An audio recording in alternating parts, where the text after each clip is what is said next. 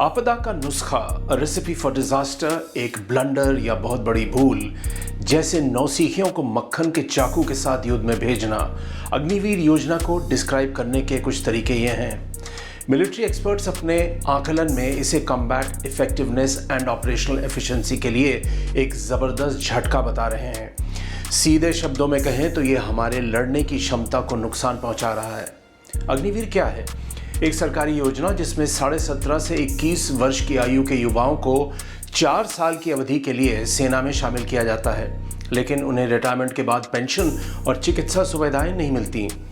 आज मैं 2 मुद्दों पर बात करता हूं। एक, अग्निवीरों के बीच आत्महत्या की हैरान करने वाली संख्या, और दूसरा, पूर्व सेना, नौसेना और वायुसेना अधिकारियों की आलोचनाओं की बौछार।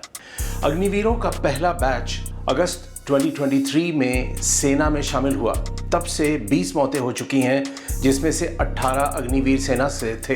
हाल ही में भारतीय वायुसेना में 1 अग्निवीर ने आत्महत्या की है। ऑफिशियली सेना ने अब तक केवल 4 अग्निवीरों की मौत की पुष्टि की है। 22 वर्षीय श्रीकांत कुमार चौधरी ने आगरा में वायुसेना स्टेशन पर संतरी की ड्यूटी के दौरान कथित तौर पर आत्महत्या कर ली। रिपोर्टों में कहा गया कि श्रीकांत भारतीय वायुसेना स्टेशन पर लोगों की कमी के कारण छुट्टी से इनकार किए जाने के बाद डिप्रेस लग रहे थे। पिछले साल नवंबर में भारतीय नौसेना के साथ ट्रेनिंग ले रही 20 वर्षीय महिला अग्निवीर ने मुंबई में INS हमला के महिला छात्रावास में आत्महत्या कर ली थी। पिछले साल अग्निवीर अमृतपाल सिंह ने जम्मू में सेना की जम्मू और कश्मीर राइफल्स यूनिट में संतरी की ड्यूटी के दौरान खुद को गोली मार ली थी।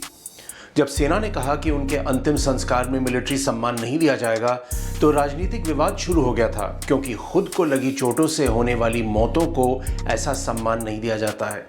युवाओं और उनके बिखरते परिवारों की सभी खबरें परेशान करने वाली तरह से एक जैसी हैं। उत्तर प्रदेश, राजस्थान, बिहार, उत्तराखंड और भारत के अन्य हिस्सों के युवाओं के लिए सेना से खारिज किया जाना एक ऐसा मोड़ है जहां से वापसी नहीं हो सकती। शहरी भारत यानी अर्बन इंडिया कम से कम 3 दशक पहले सैन्य नौकरियों के आकर्षण से दूर चला गया था। आज कई उम्मीदवार छोटे शहरों और गांवों के बेरोजगार युवा हैं, और 2020 और 21 में रिक्रूटमेंट रुकने के साथ दबाव और कंपटीशन और भी अधिक तेज हो गई है। साथ ही बेरोजगारी की दर भी बढ़ रही है। कुछ रिटायर्ड टॉप ऑफिसर्स का कहना है कि राष्ट्रीय सुरक्षा की तुलना में पेंशन बिल को कम करने पर अधिक ध्यान दिया जा रहा है।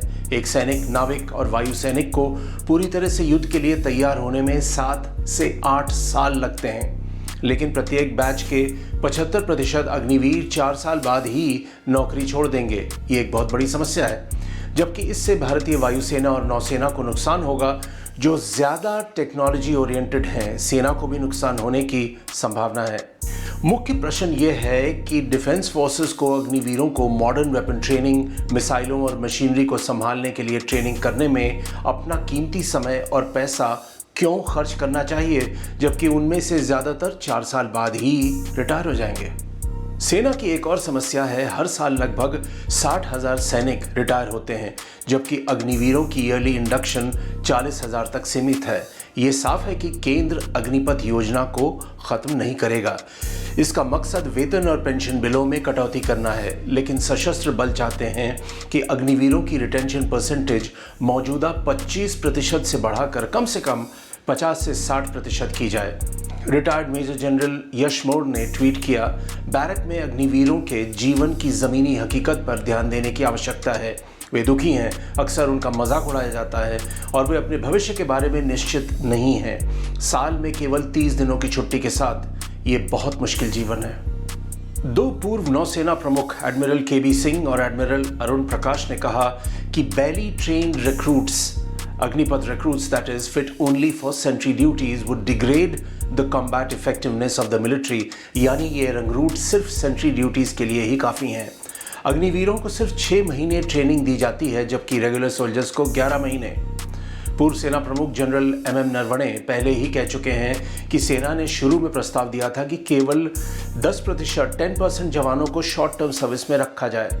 इसलिए अब सैनिकों की 2 श्रेणियां हैं, एक है अग्निवीर और दूसरे हमारे रेगुलर सोल्जर्स, जिन्हें बेहतर वेतन और एनुअल लीव के साथ साथ पेंशन भी मिलती है।